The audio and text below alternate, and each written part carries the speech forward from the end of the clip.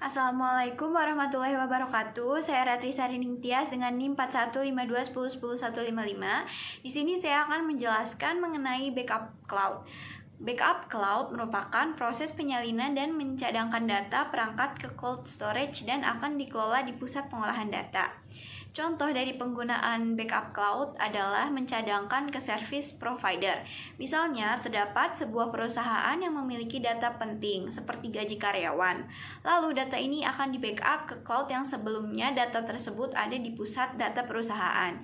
Dan data yang di cloud akan sampai di service provider. Di dalam service provider ini memiliki pencadangan khusus yang berbeda dari tempat kita. Biasanya data perusahaan ini yang ada pada pusat pengolahan data punya perusahaan yang memiliki data penting. Data tersebut biasanya direplikasi menggunakan aplikasi yang disediakan oleh service provider. Cloud ini mempunyai 3 sifat yang berbeda. Yang pertama itu adalah public cloud. Biasanya yang menggunakan sifat ini, data tersebut tidak terlalu penting. Yang kedua ada hybrid cloud.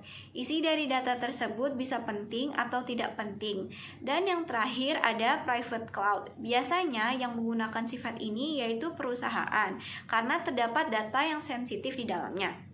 Meskipun penyedia cloud backup memberi pelanggan pilihan untuk metode pencadangan yang sesuai dengan aplikasi mereka, namun kita harus memahami perbedaan di antara 3 jenis keutamaan tersebut.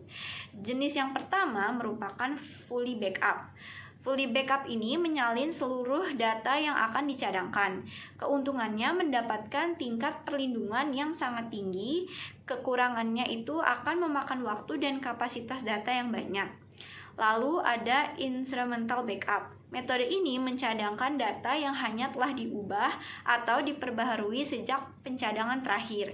Keuntungannya yaitu menghemat waktu dan penyimpanan, namun akan sulit untuk pemulihan total.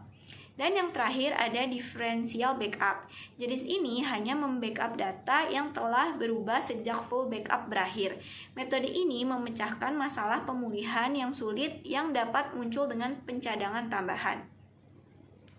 Cloud backup ini mempunyai banyak manfaatnya. Yang pertama itu keamanan datanya terjamin. Data tidak akan hilang atau kerusakan karena pencurian. Karena cloud backup disimpan dalam cloud storage yang sudah memiliki sistem keamanan terenkripsi, sistem keamanan ini akan menjamin kerahasiaan data user dengan hanya mengizinkan akses bagi pemilik akun yang bersangkutan. Dan yang terakhir adalah bisa diakses dengan mudah tanpa batasan. Pada dasarnya, layanan cloud merupakan media penyimpanan berbasis internet yang bisa diakses melalui perangkat apapun. Namun, kekurangan dari backup cloud ini adalah memerlukan kecepatan internet yang tinggi. Untuk membackup data berfungsi dengan baik agar tidak terjadinya proses backup yang lama yang berakibatkan data loss. Sekian penjelasan dari saya, kurang lebihnya mohon maaf. Wassalamualaikum warahmatullahi wabarakatuh.